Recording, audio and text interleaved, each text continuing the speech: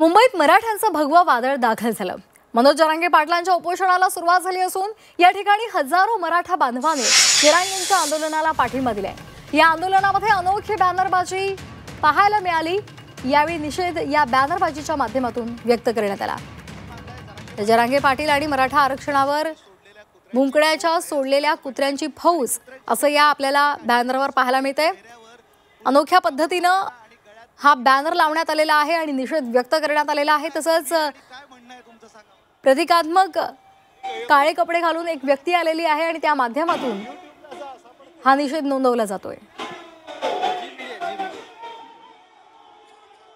मराठा आरक्षणाचा विरोध करणारे हे आमच्या आरक्षणावर भुंकतात असं या मराठा आंदोलकांचं म्हणणं आहे आणि त्यांनी आझाद मैदानात जिथं आता सगळं आंदोलन सुरू आहे तिथे एक पोस्टर बनवून आणलंय। जरांगे पाटील व मराठा आरक्षणावर भुंकण्यासाठी सोडलेल्या कुत्र्यांची फौज आहे असं त्यांचं म्हणणं आहे आणि कुत्र्यांची सगळी चित्र त्यांनी काढली आहे। त्यासोबत एक चेहऱ्यावर पूर्णतः कापड बांधलेला आणि गळ्यात बिस्किट असल्याचा एक माणूस आहे। कोण आहेत तुम्ही आणि काय म्हणणं आहे तुमचं सांगा मला। या मराठा आरक्षण आणि जरांगे पाटील साहेबांना भुंकणाऱ्या कुत्र्यांच्या मागची अदृश्य शक्ती आहे आणि हे कोण आहे संपूर्ण महाराष्ट्र आणि देशाला माहिती आहे। तुम्हाला वेगळं सांगायची गरज नाही आहे।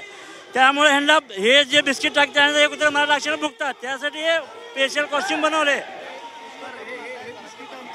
यांच्यासाठी। हे अदृश्य शक्ती यांच्या पाठीमागे आरक्षण भुंकण्यासाठी टाकल्यानंतर हे भुंकतात असा विषय आहे की ही अदृश्य शक्ती आहे म्हणतात म्हणून त्यावेळी चेहऱ्यावर पूर्णतः कापड बांधलेला आहे। गळ्यात त्यांच्या बिस्किटांची माळ आहे आणि खाली त्यांच्याजवळ पोस्टर आहे ज्यावर कुत्र्यांची चित्र काढण्यात आली आहे आणि हीच सगळी आरक्षणावर बोलण्यावर आरक्षणाचा विरोध करण्यासाठी भुंकण्यासाठी सोडलेल्या कुत्र्यांची फौज आहे असं सगळं त्यांचं म्हणणं आहे। आणि या माध्यमातून त्यांनी मराठा आरक्षणावर जी नेते मंडळी टीका करतात त्यांच्यावर घणाघाती टीका केली असं आपण निश्चितपणे म्हणू शकतो। Video journalist Mohammad Taufiq sir, Vishal Karvale, Zee media, Mumbai.